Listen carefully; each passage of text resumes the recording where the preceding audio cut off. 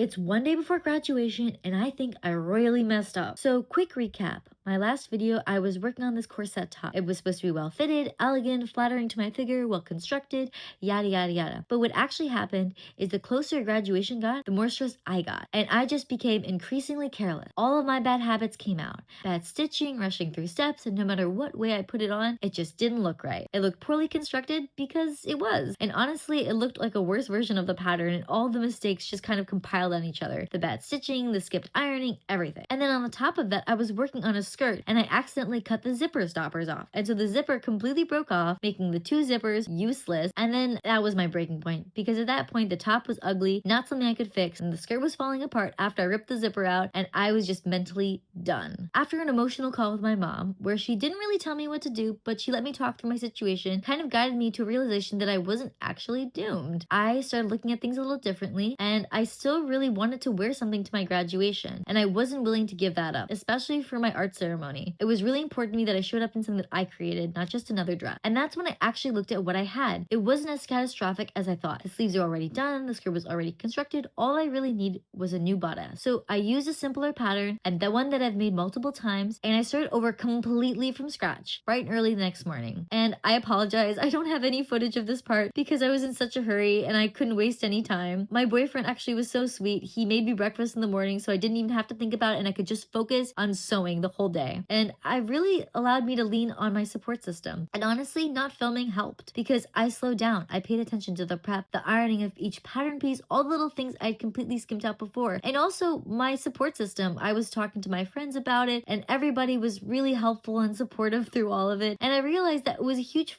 part of why my first version failed. It wasn't just the stitching, it was all the prep and all those small little steps that I kept skipping. They matter so much, and when you skip them, everything is just not right. But then it came together, and I think this is kind of what the whole dress represents. Graduation is about appreciating the people who got you there, and this dress is a reflection of that. It's not just the fabric and the stitching, it's my mom letting me talk to her at 12 a.m. It's my boyfriend making me breakfast at 7 so I can focus. It's about how you come back from your failures, and I think I did a pretty good job with that. Thanks for watching, and grad photos in the next video.